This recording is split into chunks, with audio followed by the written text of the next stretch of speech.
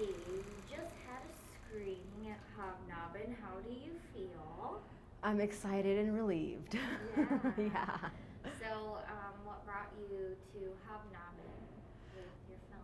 Well, being local here in Fort Wayne and growing up here and everything, I was like, well, if I'm going to get into one, I hope it's this film festival, and I did. So it's really an honor to be recognized by people, that are in my same community and everything. So, Yeah. yeah.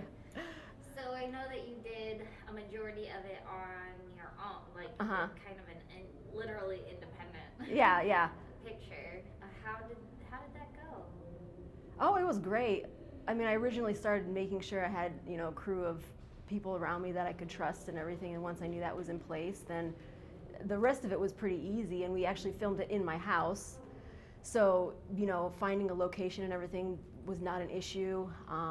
So it was just basically, pay the people I needed to pay and feed the crew and, be in the house and be comfortable. And yeah, it worked out really well. So, yeah. Yeah. Have you had anybody here be like, we can't believe you did this all on your own, or? Oh yeah, there's been some. I mean, I think maybe also I guess some people probably aren't surprised and some people are, and actually being my very first project, so first time that I've done literally all of this stuff except the acting, so it was just, I felt like, yeah, I can do it and I want to do it, and so I tried and it worked out well, so yeah. Yeah, that is cool. I didn't know that was your first time directing and everything. Yeah, first time directing, first time producing, first time writing. Like, I mean, I've written before in poems and short stories and all kinds of stuff, but to actually have like a full script done and everything, like I literally did everything. First time, edited it, colored it. Yeah, so. Cool. That's kudos to you. Seriously, Thanks. that's a big project. So how long did it take you from like writing and ideas to being here? So actually, there was a lot of, I did a lot of prep work. So I think I wrote it, the actual writing of it didn't take very long. And then did a lot of just going over like the shot list and how I want the costumes to work and the set list and everything. That probably was like maybe a month or so of just like, I wanted everything to be really done so that when we got to the day of shooting, we knew everything. Well, these are the props that are going in, these are the props that are going out, and just everything was very planned. So the pre-production stuff was a decent amount of hard work that went into that, but then it paid off because then the days that we filmed were just like smooth sailing. So, yeah. That's awesome. Yeah. Good for you. Thanks. Yeah. Thanks. So since you're from here, you kind of are familiar with the festival already. How does it feel being at the embassy this year? Obviously, this year's different than every other year that we've had it. Yeah, I mean, I guess ultimately it wouldn't have mattered if it was here or the Cinema Center. I mean, it's fantastic no matter what. But I mean, this is a humongous screen, so you're really seeing it huge. So that's really cool. And then obviously this theater is just gorgeous. So how can you not be happy with being presented at the Embassy Theater? So Yeah. it's fantastic because we've been in other festivals and obviously they're all online. So like to actually be in a theater and see it on a screen, I'm pretty sure this is going to be the only one, So I'm glad that it happened. Good. Yeah. Me Yeah. too. Me too. So do you mind watching yourself on screen? Some people get kind of weirded out by that. Is that something that bothers you, or you embrace it? No, I mean I hate it, but you get used to it, and like I had turned that part of my brain off so that when I edited it and everything, and then when I rewatch and I show people and I have to sit there and watch it again for like the billionth time, I have to detach myself from it because yeah, I don't like to hear my voice and I do not like to see myself, but that's okay. Okay. Yeah. It doesn't matter. You accomplished what you Yeah. accomplished. Yeah. That's hard. I get that.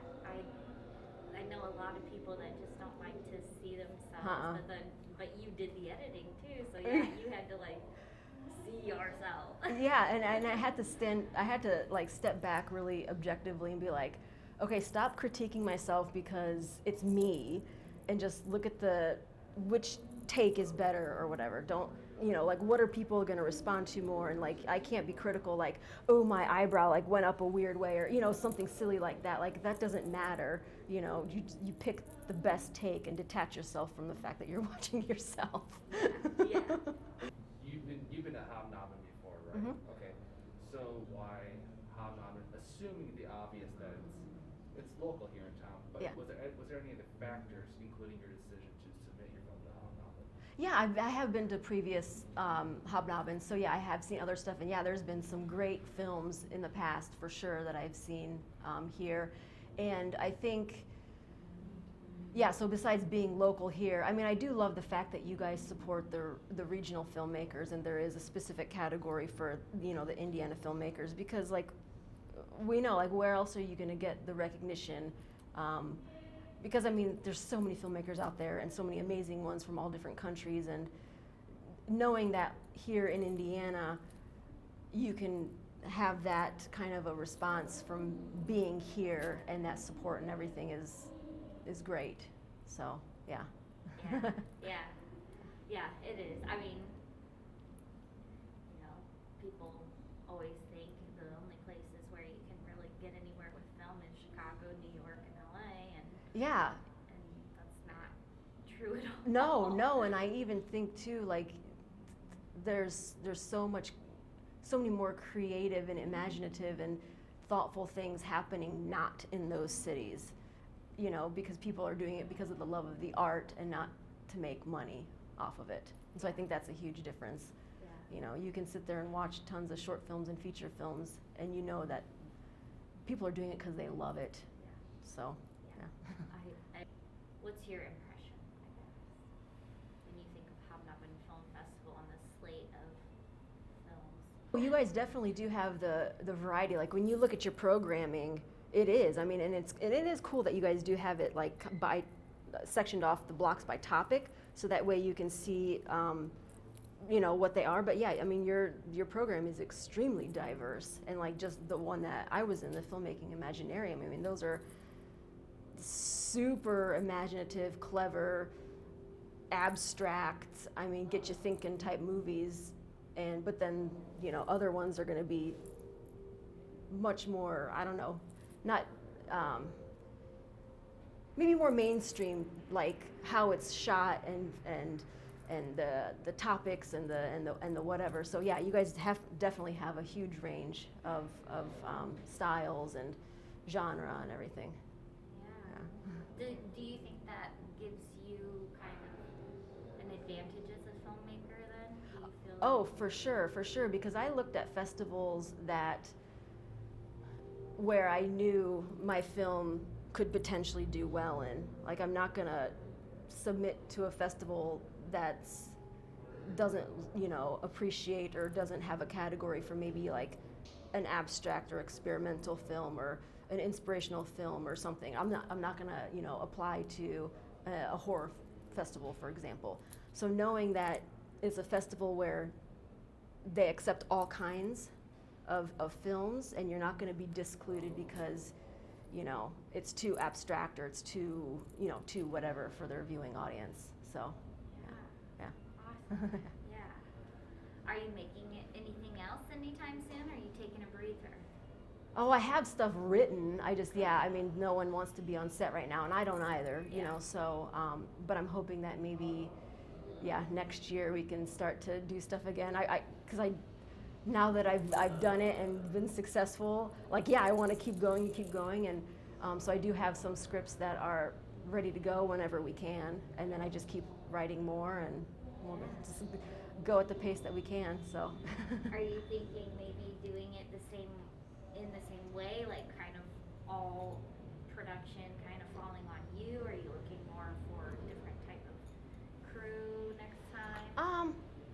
No, I kind of like this. I mean, it seems like I did a lot, and I did, but I loved every single minute of all of it, so I would for sure do that again. And not that I'm opposed to having a co-director or a co-writer or co-producer or, you know, anything like that, but I'm not going to shy away from doing it all again myself.